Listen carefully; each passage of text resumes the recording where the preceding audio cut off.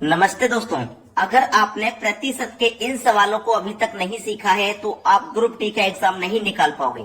इसलिए कह रहा हूँ इस वीडियो को पूरा देखें और इन सवालों को जरूर सीखें। चलिए स्टार्ट करते हैं। पहला सवाल है, एक परीक्षा में 35% छात्र पास हुए और 455 छात्र फेल हुए, तो परीक्षा में कुल कितने छात्र बैठे थे? परीक्षा में जितने भी छात्र बैठे होंगे वो अपने आप में 100% होंगे, चाहे 100, 150, 200, 250, 500, 600 कितने भी छात्र क्यों ना बैठे हों, वो अपने आप में 100% होंगे।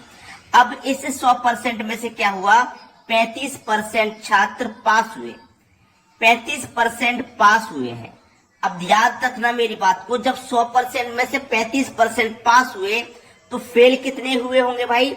65% फेल हुए होंगे भाई। जब 100 में से 35 पास हुए तो 65 फेल, तो प्रतिशत में फेल की संख्या है 65 और यहाँ रियल में फेल की संख्या है 455, तो 65 बराबर हो जाएगा 455 के, यानी कि 65 की वैल्यू 455 के बराबर है। तो 65 का मान 455 है, तो सबसे पहले हमें 1% का मान निकालना है। तो कैसे निकालेंगे? इस 455 में इस 65 से डिवाइड कर देंगे, ये हो जाएगा 1% का मान। और हमें चाहिए कितने का? 100% का, तो मतलब 100 से गुना कर देंगे। अब ये 100% का मान हो गया। क्लियर है? चलिए कटा लेते हैं। ये कटाऊंगा मैं, 13 पंजे 65, 13 से इसको कटाऊंगा, 13 दूनी 26, 13 तिया 39, 6 बचेगा 65, 13 पंजे 65, 35 बार में गया। और 5 से कटेगा 35 7 बार में, और 7 का गुना 100 से कर देंगे तो ये हो जाएगा 700, यानी कि 700। ये आपके सवाल का है सही जवाब और दिया गया है आपको बी ऑप्शन में। बिल्कुल सही जवाब आ गया आपका बी ऑप्शन। किसी को कोई समस्या नहीं होगी, सभी को आसानी से समझ में आ गया होगा। चलिए अब देखते हैं अगला प्रश्न।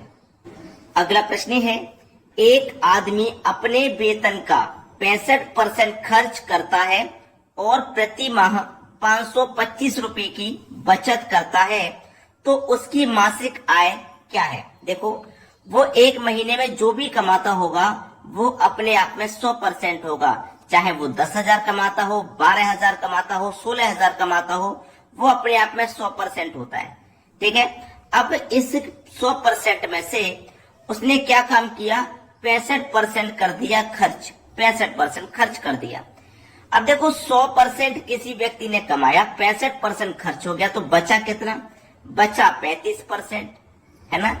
तो हमारे पास यहाँ पे कितना रुपया बचा है? परसेंट में 35%, और रुपए में कितना बचा है? 525, तो 65% की वैल्यू हो जाएगी 525। ठीक है, और 1% की वैल्यू क्या हो जाएगी? 525 में 35 से भाग कर देंगे, ये 1% की वैल्यू। और हमको क्या चाहिए? उसकी आय, मतलब 100% का मान। तो क्या करेंगे? 100% का मान निकालने के लिए 100 से गुना कर देंगे। ये तो 1 का मान है, 100 का निकालना है तो 100 से गुना कर दीजिए। ठीक है, कटा लेंगे अब इसको। 7 पंजे 35, इसको कटाइए, 7 सत्ते 49, 3 बचेगा 35, 7 पंजे 35, और फिर 5 से कटाइए, 75 को तो 15 बार में कटेगा, और 15 का गुना 100 से कर दो तो ये हो जाएगा 1500। ये आपके इस सवाल का है बिल्कुल सही जवाब, 1500। बी ऑप्शन बिल्कुल सही जवाब है और सभी को उम्मीद करता हूं समझ में भी आ गया होगा। अब देखेंगे अगला प्रश्न। अगला सवाल है, मनोज को परीक्षा में उत्तीर्ण होने के लिए 36% अंक प्राप्त करने थे, उसने 24% अंक प्राप्त किए और वह 9 अंक से फेल हुआ। पेपर का पूर्णांक क्या था? देखो, एक तरफ लिखिए पास, दूसरी तरफ भी लिखिए पास। ऐसा सवाल आएगा तो आपको दोनों तरफ पास लिखना है। ठीक है, तो देखिए, उत्तीर्ण का मतलब है पास होने के लिए, उत्तीर्ण होने के मतलब है पास होने के लिए 36% अंक चाहिए थे। 36% उसने प्राप्त कितने किए हैं? 24%। उसने प्राप्त किए हैं 24%, और कितने अंक से फेल हुआ? 9 अंक से फेल हो गया।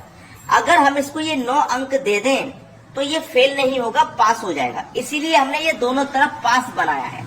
ठीक है, अगर हम इसको 9 अंक दे देंगे तो ये पास हो जाएगा। ठीक है, क्लियर है तेरी बात? चलिए कटा दीजिए, 12 से कटेगा ये भी और 12 से कटेगा ये भी। तो हम क्या करेंगे? यहाँ पे एक चीज समझिए, हमको काटना नहीं है, हमको क्या करना है?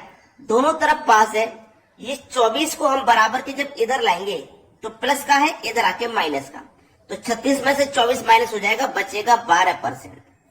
और इधर क्या रह गया? 9। इधर 9 रह गया। तो करना क्या है, 9 में इस 12 को इधर लेके आएंगे, 12 से डिवाइड कर देंगे। ये 1% का मान है। 100% का निकालना है तो 100 से करना पड़ेगा गुना। ठीक है, चलिए 3 तिया 9, 3 चौको 12, 4 से 100 कटेगा 25 बार में, और 3 का गुना 25 हो जाएगा, तो ये हो जाएगा 75।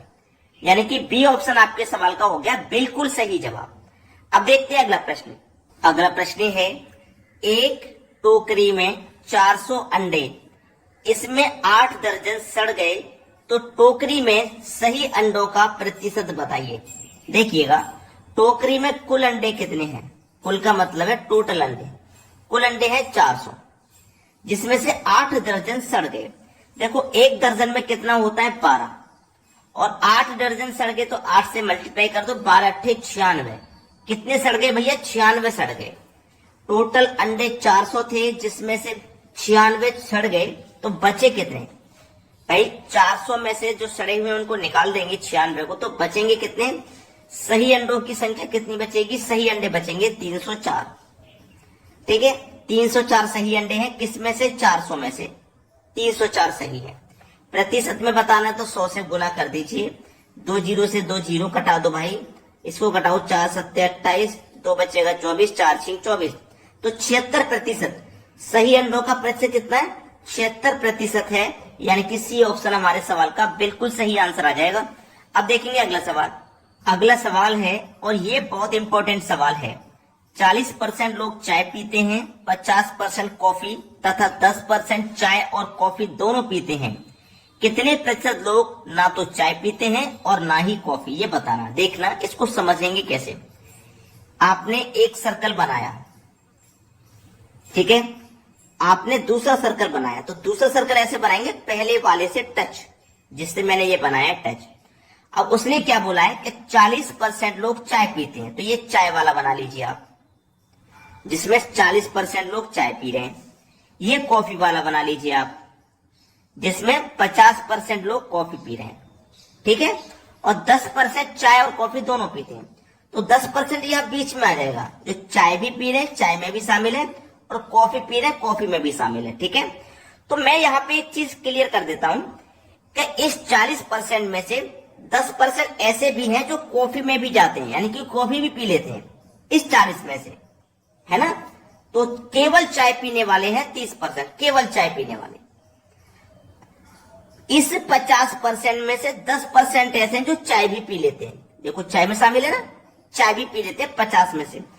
केवल कॉफी पीने वाले हुए 40%, केवल कॉफी पीने वाले, और 10% है जो दोनों पी लेते हैं, चाय और कॉफी। टोटल संख्या कितनी होगी? 30 और 40 70 और 10 80%। ठीक है, जो भी संख्या रही होगी वो अपने आप में 100% होती है।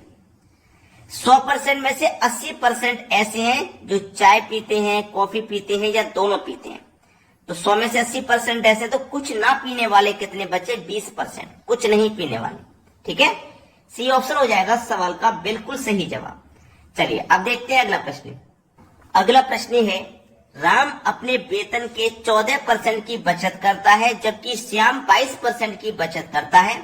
दोनों समान वेतन पाते हैं, दोनों को वेतन तो समान मिलता है, लेकिन बचत दोनों अलग अलग कर रहे हैं। ठीक है, दोनों समान वेतन पाते हैं, और श्याम 1540 रुपए की बचत करता है, तो राम की बचत कितनी है? देखो, श्याम कितनी बचत कर रहा है? 22% की। श्याम बचत कर रहा है भाई 22% की, और रुपए में कितने की बचत कर रहा है श्याम? 1540 की। तो 22% की वैल्यू 1540 है, तो 1540 में अगर हम 22 का वो डिवाइड कर देंगे तो 1% का मान निकलेगा, और 100% का निकालना तो 100 से गुना कर देंगे। ठीक है, ये बात आपको पता है। अब इसको घटा लीजिए, 11 से घटाओ, 11 कम 11, 4 बचेगा 44, 11 चौके 44, 1 ये 0, 11 से घटेगा ये 2 बार में। क्लियर? अब 2 से घटाइए, 2 से घटाऊंगा 140 को तो 70 बार में कटेगा। अब 70 का गुना मैं 100 से कर दूंगा तो ये हो जाएगा 7000। तो ये हमने क्या कर लिया? 100% का मान निकाल लिया। 100% का मतलब है वो कितना कमाता है? वो 7000 कमाता है, जिसमें से वो 1540 रुपए बचा रहा है। अब यहाँ पे कहा गया था कि दोनों समान वेतन पाते हैं। भाई श्याम 7000 कमा रहा है तो राम भी 7000 कमाएगा, क्योंकि दोनों को समान वेतन बोला गया, तो 7000 कमा रहा है। ठीक है, इस 7,000 का हमें क्या निकालना है, 14% निकालना है, क्योंकि जो राम है वो 14% की बचत कर रहा है। राम की बचत पूछिए, वो 14% की बचत कर रहा है, तो 14% का मान निकालना है। परसेंट का मतलब बटे में 100। 2 जीरो से यहाँ पे ये 2 जीरो कट जाएंगे। ठीक है, 14 का गुना 7 से कर दो, 14 7 98 और 1 जीरो, मतलब 980। 980 मिलेगा बी ऑप्शन में। ये बिल्कुल सही जवाब है। सभी बच्चे वीडियो को लाइक और शेयर जरूर करें। ठीक है दोस्तों, धन्यवाद।